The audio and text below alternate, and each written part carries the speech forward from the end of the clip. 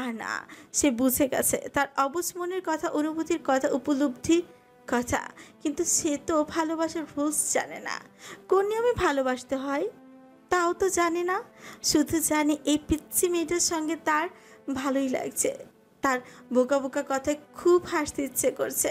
পালাতে গিয়ে ধরা খেয়ে যখন কেঁদে ফেলো, তখন কি যে মিষ্টি লাগছিল দেখতে। ইচ্ছে করছিল গাল দুটো টেনে দিয়ে জোর করে হলেও চুমু খেতে, কিন্তু সেসব করতে গেলে ভয় পেয়ে ঘাবড়ে যেতে পারে। তাই সে থমথমে মুখে তাকিয়েছিল, কিন্তু তাকে তাকাতে দেখে শীতল ভাবলো সে আবার রেগে গেছে, তাই বলল, নুডলস খাওয়ার মুড চলে গেছে, এখন খাবো না কিছু, আমাকে একটু ঠান্ডা পানি দেন।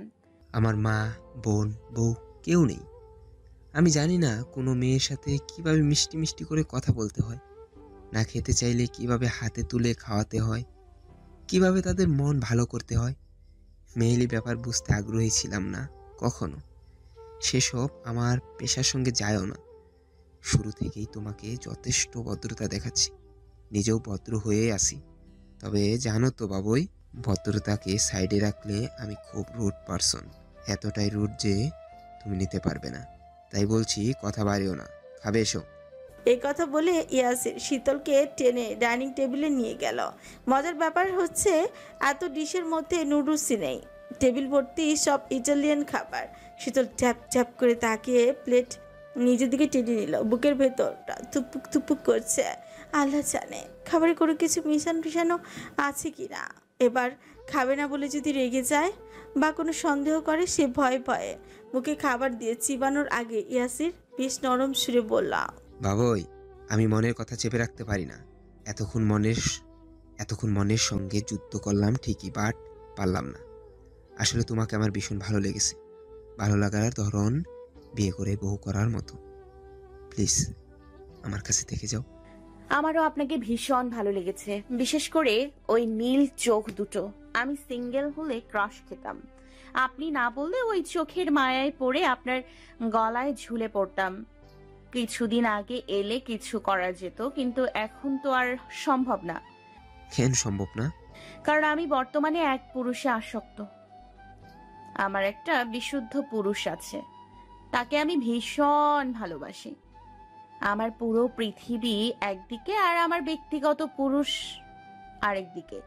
আমি ছোট মানুষ ভেবে ভাববেন না তাকে ছোট করেই ভালোবাসি, মোটেও তা নয়। তাকে আমার পুরোটা দিয়েই ভালোবাসি। নিখোঁজ হয়ে এই যে আমি এখানে, আমার বিশুদ্ধ পুরুষের মনের অবস্থা আমি দূরে থেকে অনুভব করতে পারছি। আমি এটাও জানি সে পাগলের মতো আমাকে খুঁজে বেড়াচ্ছে। সে আবার অন্য ধাঁচের পুরুষ কিনা। যদি জানে আপনার সঙ্গে অহেতুক বকবক করেছি, তাতেও রেগে যাবে। আর যদি জানে ক্রাশ খেয়েছি, তবে আমাকে জ্যান্ত কবর দেবে। বলে যাও তাকে, আমি তোমাকে নতুন করে ভালোবাসতে শেখাবো। না, আপনি বরং অন্য মেয়ে বেছে নিন, ঘটকালি না হয় আমিই করব।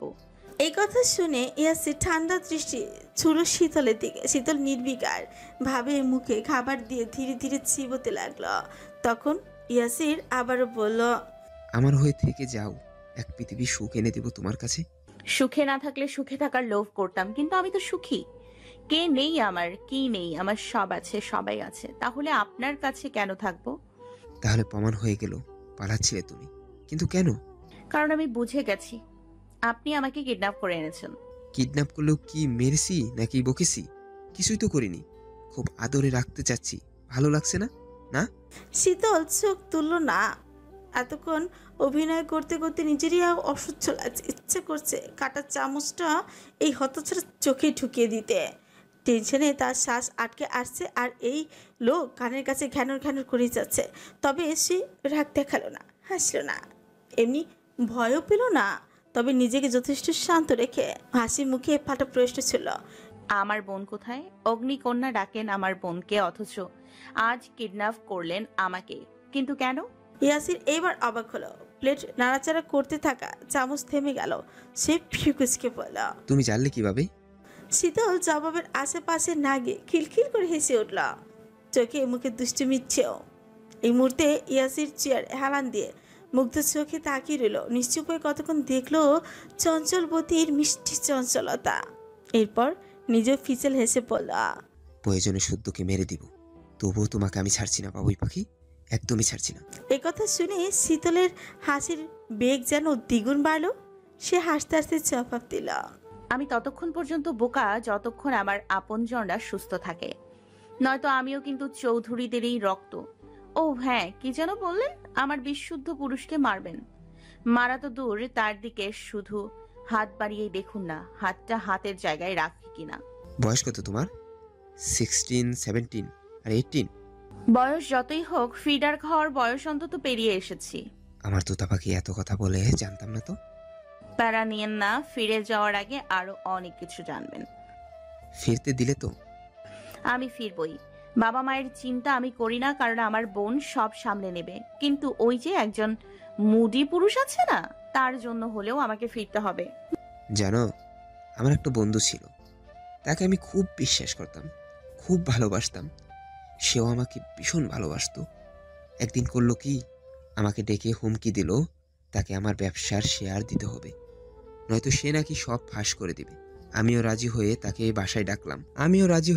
বাসায় ডাকলাম। দুজন ব্যান্ডের ওয়াইন পান করে ঘুমিয়ে গেলাম। তারপর কি হলো জানো বাবুই? সকালবেলা আমি ঘুম থেকে উঠলাম ঠিকই, কিন্তু সে আর উঠলই না।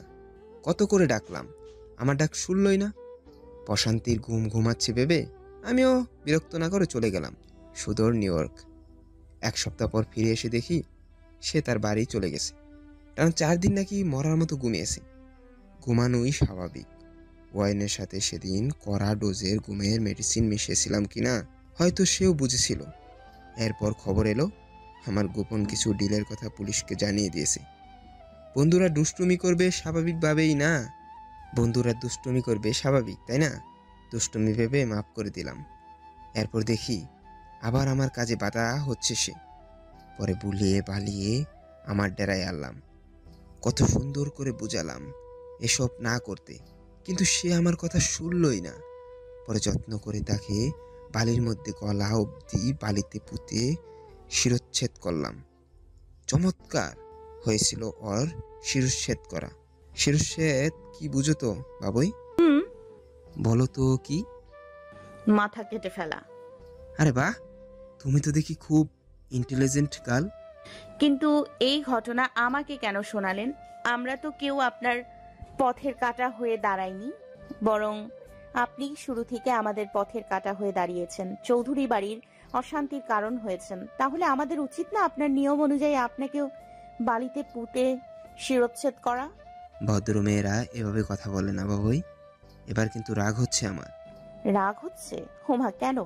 আচ্ছা, রাগ কমানোর মলম আবিষ্কার হয়েছে? হয়নি, তাই না?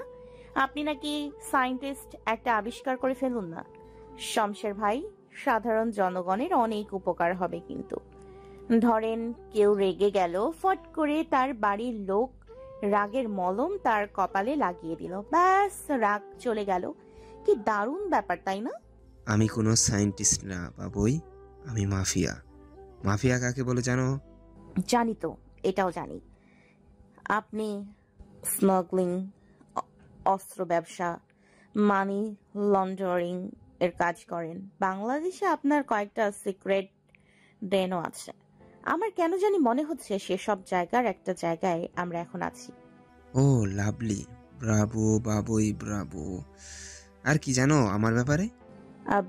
আর আর আর ও হ্যাঁ, মনে পড়েছে। আপনার প্রিয় খাবার নারী দেহ। সুন্দরী নারী খুব যত্ন করে খান আপনি। দোয়া করি আপনার সঙ্গী যেন ঠিক আপনার মতোই হয়, সেও যেন হাজার জনের বিছানা ঘুরে এসে আপনার সঙ্গের সঙ্গী হতে পারে। ইয়াসির হাসল, তবে হাসতে হাসতে শক্ত হাতের উল্টো পিঠ দিয়ে এমন একটা থাপ্পড় দিল শীতলের ঠোঁটের সাথে দাঁত লেগে গল গল করে রক্ত বেরিয়ে এলো। আচমকা আক্রমণে প্রতিরোধ করার সময়টুকু পেল না শীতল। তবে এই নোনতা ভাব অনুভব করে বুঝলো ঠোঁট কেটেছে, জিহ্বাও কেটেছে। সে কাটা ঠোঁট চেপে ধরে হাসলো। আবারও প্রমাণ হলো পৃথিবীতে হাজার হাজার সুদর্শন পুরুষ থাকলেও শুদ্ধের মতো কেউই হতে পারবে না। কেউ তার অহেতুক বকবক শুনবে না, রাগও দেখাবে না, অভিমানও বুঝবে না। যেমন ইয়াসির তাকে এখানে আনার পর থেকে কত আদুরে সুরে কথা বলেই যাচ্ছিল, ডাকের কি বাহার, বাবুই। কিন্তু এক পর্যায়ে হাল ছেড়ে তো ঠিকই, তাকে রক্তাক্ত করলো। এক নিমিষেই আদর শেষ। তবে তাকে দুর্বল ভেবে কাছে ঠিক করলেও শীতল যে চৌধুরীদের জাত এটা ভুললে চলবে না।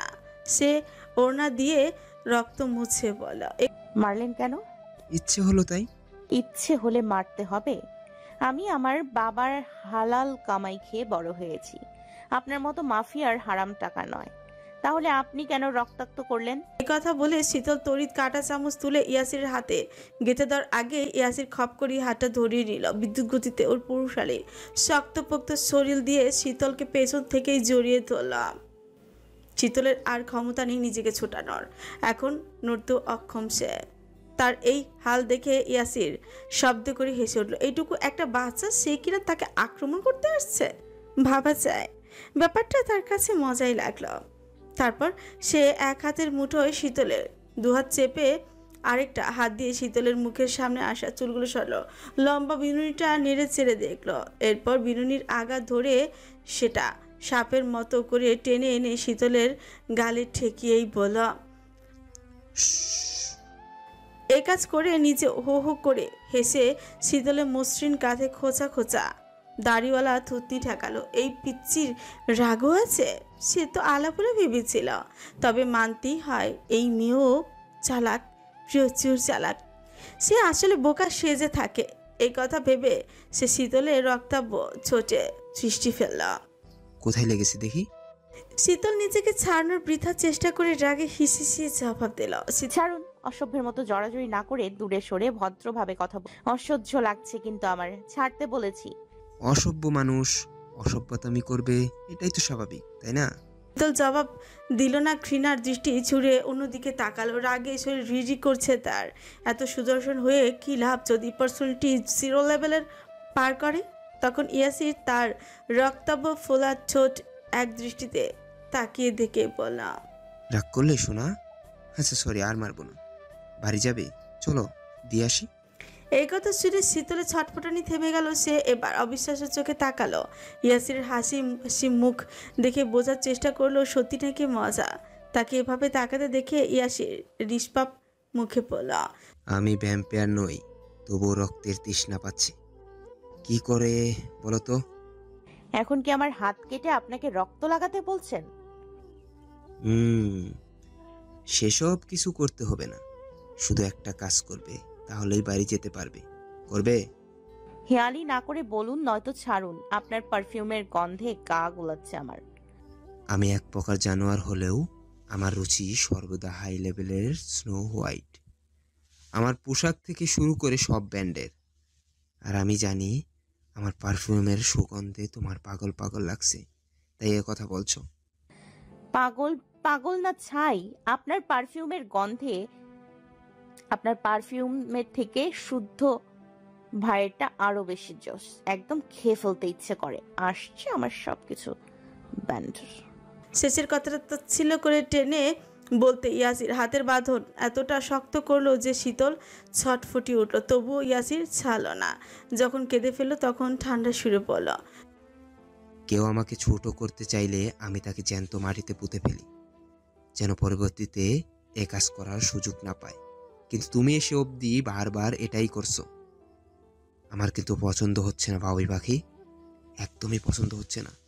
আমাকে রাগিও না, রাগের ফল আমার জন্য তৃপ্তিদায়ক হলেও তোমার জন্য হবে না। শীতল এবার আর টু শব্দ করলো না, কারণ সে ইয়াসিরের কথার মানে বুঝেছে। তাকে চুপ হতে দেখে ইয়াসির বলল, যাবে বাড়ি? গেলে বিনিময়ে শুধু একটা কাজ করে দেখাও। শীতল মুখে জবাব দিল না, তবে চোখ তুলে তাকালো। তখন ইয়াসির আরেকটু গা ঘেঁষে কানে কানে ফিসফিস করে বলল, বিনা বাধায় তোমার ঠোঁটের স্বাদ নিতে দাও, প্রমিস ছেড়ে দিব। এ কথা বলতে না বলতে ইয়াসিরের হাতের ঘড়িটা পিক পিক শব্দ করে উঠলো। সে ফিকুসকে আশেপাশে তাকিয়ে কাউকে না পেয়ে সন্দেহ দৃষ্টি ছিল শীতলের দিকে। ইয়াসির শীতলকে চেপে ধরলে সবটা যেন আরও জোরালো হচ্ছে শব্দটা। সে শীতলকে ছেড়ে দুপা পিছিয়ে আপাতমস্তক নজর বুলিয়ে বলল, তোমার কাছে কি লুকিয়ে রেখেছো বের করো বলছি। বাবুই রাগেও না আমাকে, তোমাকে বারবার আঘাত করতে আমার খারাপ লাগবে। শীতল তার কথা বুঝলো। গোবেচারা মুখ করে দাঁড়িয়ে রইল। তারপর নিজেই নিজের দিকে তাকিয়ে বলল, খালি হাত পা নিয়ে আপনিই তো আমাকে তুলে নিয়ে এসেছেন, আমি আবার কি লুকিয়ে রাখবো? যাই হোক, আপনি কি আমার চোর বলতে চাচ্ছেন? ইয়াসির শীতলের কথার ফাঁদে পা দিল না, বরং ভূতগ্রস্তের মতো তার হাতটা টেনে শরীর চেক করতে লাগলো। শীতল বাধা দিতে গেলেও শুনল না।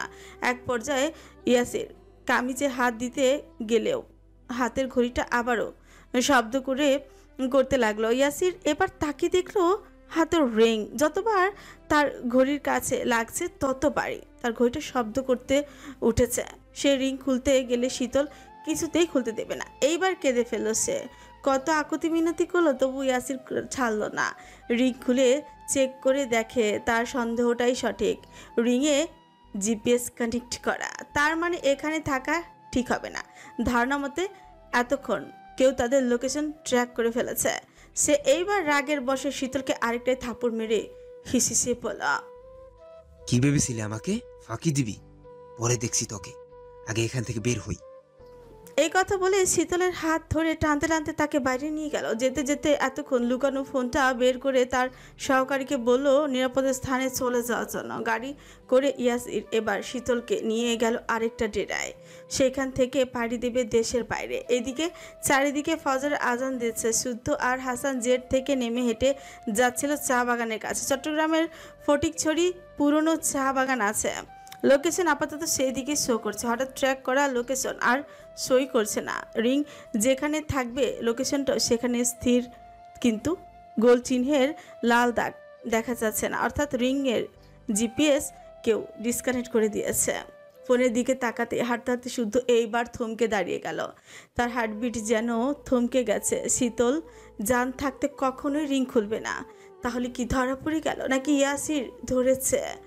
তা না হলে লোকেশন শো করছে না কেন? শুদ্ধকে হঠাৎ থমকে যেতে দেখে হাসান ওর কাঁধে হাত রেখে বলল, কিরে চল। শুদ্ধ এক দৃষ্টিতে তাকিয়ে আছে হাতে থাকা ফোনের দিকে। তবে কি সব শেষ? তার মুখ দেখে হাসানের ফ্রিজরা কুঁচকে গেল। সে শুদ্ধর নজর অনুসরণ করে ফোনে উকি মারতেই দেখে লোকেশন শো করছে না। সে হতবাক হয়ে কিছু বলার আগে শুদ্ধ আকাশের দিকে তাকালো। চারিদিকে তখনও ঘুটঘুটে গাঢ় অন্ধকার। দূরে কোনো মসজিদ থেকে আজান ভেসে আসছে। শুদ্ধর জানে না আজ তার কি হলো। বুকের ভেতরটা এমন কেন করছে, মনটাই বা কুড়াচ্ছে কেন? চোখ বন্ধ করলেই শীতলে ব্যথাতুর কান্নারত মুখখানা চোখের পাতায় ভাসছে কেন?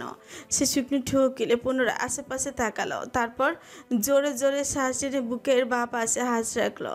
এখন অবধি কোনো পরিস্থিতি তাকে কাবু করতে পারেনি। সে সর্বদা শান্ত নিশ্চল, কিন্তু এখন কেন জানি অজানা একটা ভয় মনটা বড্ড ব্যাকুল হয়ে উঠেছে। সে কিছু ভেবে আকাশের দিকে তাকালো। তারপর থেমে থেমে শুধু এইটুকুই উচ্চারণ করলো, ইয়া আল্লাহ, হয় ওকে সহি সালামতে পাইয়ে দাও, নয়তো আমার মৃত্যুও এখানেই লিখে রেখো। এই কথা শুনে হাসান ছল ছল চোখে তাকালো শুদ্ধর দিকে। তারপর শুদ্ধর কাছে হাত রেখে বলল, কিচ্ছু হবে না বন্ধু, আল্লাহ ভরসা। শুদ্ধ নিশ্চুপ। পরপর কবার ঝোঁক গেলে পুনরায় তাকালো ফোনের দিকে। না, কোনোভাবেই কাজ হচ্ছে না। ওদিকে অর্ক কামরার নজর রাখছিল ল্যাবে বসে, কিন্তু লোকেশন শো না করে তারাও অনবরত ফোন কল দিতেই থাকলো শুদ্ধকে। তারা সঙ্গে না এলেও বুঝেছে এখন শুদ্ধর মনের অবস্থা, কিন্তু শুদ্ধ কল রিসিভ করলো না দেখে ওরাও কল করলো হাসানকে। হাসান কল রিসিভ করে জানালো সত্যি সত্যি লোকেশন ট্রেস করা যাচ্ছে না। একথা শুনে সবার চিন্তা বেড়ে গেল। হঠাৎ শুদ্ধ ভোরের আকাশের দিকে তাকিয়ে মুখের কাছে হাত রেখে উচ্চস্বরে ডেকে উঠল, help me angelica, please help. পরপর তিনবার ডাকতে হঠাৎই কু কু কু স্বরে সাড়া দিল সাদা থপথপে একটা পায়রা। পুরো শরীরই সাদা। এক কথা চমৎকার তার রূপ। শুদ্ধ ডাক শুনলেই চিলের মতো দূর আকাশ থেকে তাকে নিচে নেমে আসতে দেখা গেল। নিজের মালিক ডাকা মাত্র সাড়া দিতে পেরে সে খুশিতে পাখা ছাপড়াতে ছাপড়াতে একের পর এক ডিগবাজি মারতে মারতে উড়ে এলো, বসলো শুদ্ধর হাত বাড়িয়ে দেওয়া হাতের উপর। তারপরই অনবরত ডাকতে থাকলো কুহু কুহু শব্দে। শুদ্ধ তার মাথায় হাত বুলালো। সে তালুতে মাথা রাখলো, অর্থাৎ তার আরও আদর চায়, কিন্তু এখন হাতে একদমই সময় নেই, তাই শুদ্ধ তার মাথায় চুমু এঁকে ফোন থেকে শীতলের স্পষ্ট ছবি দেখাতে অ্যাঞ্জেলিকা হঠাৎই ফুরুত করে উড়ে চলে গেল। উঠতে উঠতে একবার পেছন ঘুরে তাকালো শুদ্ধর দিকে, তারপর ডানা দুটো ছাপটে ধীরে ধীরে আরো উপরে উঠতে লাগলো। একটু পরেই শুদ্ধর ফোনের পরপর নোটিফিকেশন আসতেই বুঝলো অ্যাঞ্জেলিকার কাছে থাকা ড্রোনে সব দেখা যাচ্ছে। ফজরের আজান পরেও অন্ধকার থাকায় আকাশ থেকে নিচের তেমন কিছু স্পষ্ট দেখা যাচ্ছে না। শুদ্ধ হাসানের দিকে তাকাতে হাসান সম্মতিসূচক মাথা নাড়িয়ে হাসলো কেবল, কারণ অ্যাঞ্জেলিকা থাকলে শুদ্ধ ঠিক পাবে শীতলের খোঁজ। আর মালিকের মতো জেদি অ্যাঞ্জেলিকা শীতলের খোঁজ না নিয়ে ফিরবেই না। নোটিফিকেশন যখন আসছেই দাঁড়ানোর সময় নেই, তাই তারাও দৌড়ে গিয়ে গাড়িতে উঠে বসলো। জেড থেকে নেমেই স্যান্ডি গাড়ির ব্যবস্থা করে দিয়েছিল তাদের। ততক্ষণে সকালে নরম আলো ফুটতে শুরু করেছে। অ্যাঞ্জেলিকা ড্রোন দেখা যাচ্ছে সে কোন দিকে যাচ্ছে। যেতে যেতে দেখা গেল পুরনো এক বিল্ডিং এর উপর চক্র আকারে ঘুরছে। শুধু জুম করে দেখলো কেউ একজন কাউকে কোলে করে নিয়ে যাচ্ছে ওই বিল্ডিং এর ভেতর। অ্যাঞ্জেলিকা দূরে আকাশের থেকে মাটির দিকে ধীরে ধীরে নামতে, তার মানে সে নিশ্চয়ই শীতলকে দেখেছে। ভালো হচ্ছে না কিন্তু, ছাড়ুন বলছি, ছাড়ুন। এত সহজে না। এ কথা বলে শীতলের হাত ধরে টানতে টানতে ইয়াসের বাইরে বেরিয়ে এলো। সকালে ঠান্ডা বাতাস শরীর জুড়ে যাচ্ছে, মাথার উপর স্বচ্ছ সুনীল আকাশ। দু একটা কাক হেরে গলায় ডাকতে ডাকতে উড়ে যাচ্ছে নিজের গন্তব্যে। এখান থেকে কয়েক মিনিট হাঁটলেই দেখা মিলবে একটি নদী। শান্ত নদী ছোট ছোট স্রোতে বয়ে নিয়ে চলছে নিজস্ব নিয়মে। সম্ভবত এটা মেঘনা নদীর শাখা হবে, তবে জায়গাটা একেবারেই শুনশান। এখান থেকে লোকালয় আরো অনেক দূরে। ইয়াসির শীতলের হাত ধরে টেনে নিয়ে যেতে যেতে হঠাৎই দাঁড়িয়ে গেল এবং শীতলের হাতটা ছেড়ে দিয়ে পুনরায় ঘুরে মুচকে হাসল। ছাড়তে দেখে শীতল এবার বিস্ময় নিয়ে তাকালো ইয়াসিরে, বলল, আচ্ছা, আমি ভিতুর মতো পালাচ্ছি কেন? ভয় পাই নাকি ওই শুদ্ধকে? মোটেও না। তাহলে শুধু শুধু পালানোর মানেটা কি? বুঝলে বাবুই, তোমার বোকা হওয়ার রোগটা বোধহয় আমার উপর ভর করেছে। তা না হলে আমি ইয়াসিন খান এমন করার তো কথা না। শুদ্ধ ভাই কই? শুদ্ধ ভাই? ব্যাকুল সুরে কথাটা বলে শীতল এদিক ওদিক তাকালো, খুঁজতে লাগলো অনেক আশা নিয়ে। কান্না ভেজা কণ্ঠে ডাকতে লাগলো করুণ সুরে। ওর ব্যাকুলতা সহ্য হলো না ইয়াসিরের। সে শীতলকে নিয়ে ফিরে যেতে যেতে বলল, চলো ভিতরে গিয়ে অপেক্ষা করি, দেখি কখন আসে তোমার শুদ্ধ ভাই। আর আমিও রেডি হই তাকে স্পেশালভাবে স্বাগত জানানোর জন্য। ইয়াসিরকে পার্টি খেতে দেখে শীতল বাঁখাড়া হয়ে তাকিয়ে রইল। শুধু ভয়ঙ্কর কোনো পরিকল্পনা করছে সেটা বুঝতে বাকি রইল না। ভয় দুরু দুরু বুকে আল্লাহকে ডাকতে লাগলো সে। এতক্ষণ গাড়ি নিয়ে রাস্তায় দাঁড়িয়ে থেকে ইয়াসিরকে বের হতে না দেখে সেখানে বুড়াকে উপস্থিত ছিল। জলদি বের হওয়ার তাগাদা দিল, কিন্তু ইয়াসির গো ধরে রইল। সে কোথাও যাবে না, লুকোচুরি খেলা নয়, এবার যা হবে সামনাসামনি। এমন পরিস্থিতিতে ইয়াসিরের কথা শুনে বুড়া এক কোণে চুপটি করে দাঁড়িয়ে রইল। টেনশনে তরতর করে খামছে সে। খুব ভালো করে বুঝতে পারছে তার জীবনের অন্তিম মুহূর্ত চলে এসেছে। পালাতে গেলে ইয়াসির তাকে শুট করবে, না পালালে শুদ্ধর হাতে মরতে হবে। মনে মনে এসে ভেবে কাঠ হয়ে দাঁড়িয়ে সাইকো ইয়াসিরের কাণ্ড কারখানায় দেখতে লাগলো। এদিকে ইয়াসির শীতলকে সোফায় বসিয়ে খাবার এনে মুখোমুখি বসলো। টেনশনে চুপসে যাওয়া শীতলের দিকে খাবার এগিয়ে দিয়ে খেতে ইশারা করলো, কিন্তু শীতল মুখ ঘুরিয়ে অন্যদিকে তাকালে পুনরায় বলল, খাও। গলা দিয়ে নামবে না। পানি দিয়ে গেল, তবু খাও। বলছি তো খাবো না। খাবে, খেতে হবেই। এক পর্যায়ে ইয়াসিরের জোরাজুরিতে বাধ্য হয়ে শীতল মুখে খাবার নিল, তারপর কান্না ভেজে সুরে বলল, ছেড়ে দিন না আমাকে, কি ক্ষতি করেছি আমরা? আমাদের পেছনে পড়েছেন আপনি। আমার ব্যাপারে এত কিছু জানলে কিভাবে?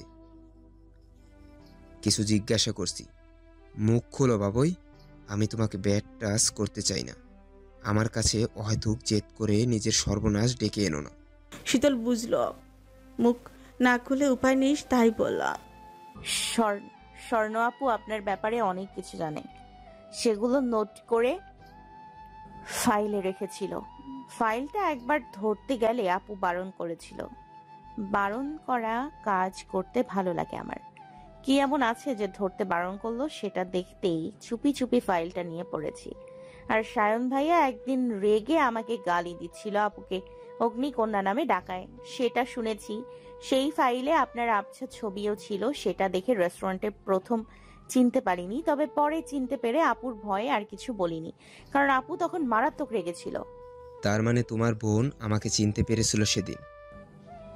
পাবলিক প্লেসে সিন ক্রিয়েট করবে না ভেবেই মূলত চুপ ছিলাম। আচ্ছা বাবুই, এখন যদি শুদ্ধ আসে চলে যাবে আমাকে ফেলে? হুম। খারাপ লাগবে না? না, কারণ আপনি আমাকে মেরেছেন। যারা আমাকে মারে বকে তারা আমার শত্রু। শত্রুর কাছে থাকার ইচ্ছে নেই আমার। আমি আদরও করতে পারি, করে দেখাই। ধরো শুদ্ধ এখানে এলো, এসে তোমার সামনে দাঁড়ালো, দাঁড়ানোর সঙ্গে সঙ্গে মারা গেল। আমি শুট ফুট কিছুই করলাম না, তাও মারা গেল। তখন পথ ক্লিয়ার, তবুও তুমি আমার হবে না। বাবুই, একটু ভেবে বলো তো, কেন জানি তোমার সাথে জোরাজুরি করতে ইচ্ছে করছে না আমার। যদি করতো তাহলে বসে থাকার অবস্থাতেই রাখতাম না তোমায়। জীবনে এই প্রথম কোনো মেয়ের সঙ্গে ভালো করে কথা বলার চেষ্টা করছি। তোমার জেদের কারণে তবুও মার খেলে। জেদ করে বড় বড় বুলি না ওড়ালে মারটা খেতে না পাখি। এই কথা বলে ইয়াসির প্রায় জোর করেই ইয়াসির শীতলকে খাওয়ালো। খুব কাঁদলো, তবু এক প্রকার খাইয়েই ছাড়লো। খাওয়ানোর পর ফিচেল হেসে পড়ল। আপনজনের মৃত্যুতে কাঁদার জন্য হলেও শরীরে এনার্জি থাকা দরকার। একটু খেলে এবার দেখবি মন ভরে কাঁদতে পারবে। এই কথা বলে ইয়াসির হাত ধুয়ে এসে বুড়াককে বলল কি কি করতে হবে। সে অনুযায়ী বুড়া কাজ করতে লাগলো। এদিকে অ্যাঞ্জেলিকার দেখানো মানুষটা ভুল ছিল। একজন যুবক তার গর্ভবতী বউকে কোলে করে নিয়ে যাচ্ছিল হাসপাতালের দিকে। দূর থেকে অ্যাঞ্জেলিকা সে কাঙ্ক্ষিত মানুষ ভেবেছিল, কিন্তু যখন দেখলো ভুল তখন আবারও উঠতে লাগলো। সংকেত পেয়ে হন্য হয়ে খুঁজতে লাগলো ডানা ঝাপটিয়ে ঝাপটিয়ে। এদিকে চলন্ত গাড়িতে বসা শুদ্ধর ফোনে তখন আচমকা লোকেশন শো করলো। অবাক হলো, আর অপেক্ষা করার সময় নেই। তখন ইয়াসিরের সিক্রেট জোনে কাছেই তারা ছিল। এবার গাড়ির স্পিড বাড়িয়ে খুব দ্রুত সেখানে পৌঁছালো। বাকি বন্ধুদের আওয়াজ করলো হাসান শুদ্ধ। গাড়ি থেকে নেমে এগোতে এগোতে কোমরে গুজে রাখা পিস্তলটাও হাতে নিতে ভুলল না। এটাতে সাইলেন্সার লাগানো এবং তার নিজের নামে লাইসেন্স করা। তার ক্ষিপ্ত হাঁটার গতি আর থমথমে মুখ দেখে রাগের মাত্রা বুঝতে কষ্ট হলো না হাসানের।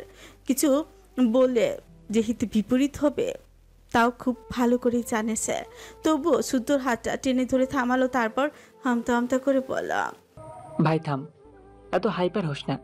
আমাদের মাথায় রাখতে হবে শীতল এখনো ওদের কাছে। একটা ভুল শীতলের বিপদ বাড়াবে বই কমাবে না। যা করার সাবধানে করতে হবে আমাদের। মনে রাখতে হবে তীরে এসে তরি ডুবানো যাবে না। শুদ্ধ থমথমে মুখে চোয়া শক্ত করে হাত ছাড়িয়ে নিয়ে ঢুকলো বাড়িটার ভেতরে। কারো পায়ের ধ্বনি শুনে ইয়াসির মুচকে হাসল, ঘাড় ঘুরিয়ে তাকালো। হাত মুখ বেঁধে মেঝেতে ফেলে রাখা শীতলের দিকে শুদ্ধ পৌঁছে গেছে। তার লোকেরাও তাকে জানিয়েছে, তবুও ওর চোখে মুখে আতঙ্কের লেশ মাত্র নেয়। শুধু একবার বুড়াকের দিকে তাকালো। বুড়া খ্যাবোধক মাথা নাড়লো, অর্থাৎ তার আদেশ মোতাবেক কাজ সম্পূর্ণ করা হয়েছে। ঠিক তখনই সেখানে শুদ্ধ উপস্থিত হলো। গেট পেরিয়ে ঘট গটিয়ে ঢুকলো। শীতল এক বুক আশা নিয়ে এতক্ষণ দরজার দিকেই তাকিয়েছিল। তার বিশুদ্ধ পুরুষকে দেখে কান্নার বাঁধ ভাঙলো। ইচ্ছে করলো দৌড়ে গিয়ে বুকে লুকিয়ে পড়তে, কিন্তু সেটা সম্ভব হলো না। তাই অশ্রু ভেজা চোখে তাকিয়ে শুদ্ধর দিকে। হাত মুখ বাঁধা শীতলকে মেঝেতে পড়ে থাকতে দেখে শুদ্ধর বুকে যেন ধস নামলো। সে এগোতে শীতল বারবার মাথা নাড়াতে লাগলো, গোগো শব্দ করে কাছে যেতে বারণ করলো। হঠাৎ এমন কথা শুধু কিছু একটা আন্দাজ করে শান্ত চাহনিতে তাকালো ইয়াসিরের দিকে। ট্রিগার চেপে পিস্তল তাক করতেই ইয়াসির বলল, কিরে থামলি কেন? বুকে পাটা থাকলে প্রাণ নিয়ে ফিরে যা। ফিরবো তো অবশ্যই, তবে তোর হিসাব বরাবর করি। শুদ্ধ রক্তচক্ষু নিয়ে তাকালে ইয়াসির দুই হাতে হাত তালি দিয়ে হঠাৎ হো হো করে হাসল। শুদ্ধকে উস্কে দিতে আরো কিছু বলল। শুদ্ধ পুনরায় এগোতে গেলে শীতলের ছটফটানি বেড়ে গেল। অঝোর ধারায় কাঁদতে কাঁদতে সে অনবরত মাথা নাড়াতে লাগলো। শুধু শুনলো না, বরং শীতলের কাছে যেতে এগোতেই হাসান খেয়াল করলো শুধুর পায়ের কাছে কারেন্টের তার পড়ে আছে। বিনা কারণে তার ফেলে রাখবে কেন? এমন না যে কোনো কাজ চলছে। তার সন্দেহ হলো, একটু এগিয়ে দেখলো সত্যি সত্যি ওটা কারেন্টের তার। এটা হতে পারে এটা ইয়াসির আরেকটা চাল, হতেই পারে তার দিয়ে কোনো ফাঁদ পেতেছে। হাসানের ধারণা তখন সত্যি প্রমাণ হলো। বুড়াকের দিকে তাকিয়ে ওই ছেলেটাও তাকিয়ে আছে শুদ্ধর পায়ের দিকে। শুদ্ধ কখন তার পা বাড়িয়ে যাবে আর কারেন্টের শক খাবে, এমন শক যে বাপ টাকারও সময় পাবে না। অতঃপর শীতলের চোখের সামনে মরবে শীতলের বিশুদ্ধ পুরুষ। শীতল নিখোঁজের কয়েক ঘন্টার মধ্যেই সেমিনকে নিয়ে স্বর্ণ ফিরে এলো চৌধুরী নিবাসে। বাড়িতে তখনও থমথমে ভাব, কিন্তু সিমিনকে দেখে যে সিরাত রাগ ঝাক করার কথা তেমন কিছুই করলেন না। সিমিন বাড়ি ফিরে বড় জায়ের সামনে মাথা নিচু করে দাঁড়াতে সিতারা মুখটা অন্যদিকে ঘুরিয়ে শুধু থমথমে সুরেই বললেন, কেউ যেন আমার সাথে কথা না বলে। যদি কথা বলতেই হয় তাহলে সে যেন ওয়াদা করে যে যে সব কাজ করেছে সেই কাজ আর কখনো করবার স্পর্ধা দেখাবে না। চৌধুরী নিবাসের চৌকাঠ পেরিয়ে কোথাও যাবে না। যদি যাওয়ার চিন্তা থাকে তাহলে এখনই আবার চলে যাক। আমরা তো পরকে কি আর পেটের কথা বলা যায়? যায় না তো। এই জন্যই পেটের কথা রেখে বিপদ নিজের ঘাড়ে টেনে নিয়েছে। তাই আবার গর্ব করে বলে আমি নাকি কারো বড় বোন, আমাকে বড় বোনের মতো সম্মান করে। এ হচ্ছে সম্মানের নমুনা। কথায় ছেলের মা হয়ে আমি মুঠ দেখাবো তা না, সেই উল্টো আমাকে মুঠ দেখিয়ে ঢ্যাং ঢ্যাং করে বেরিয়ে গেল।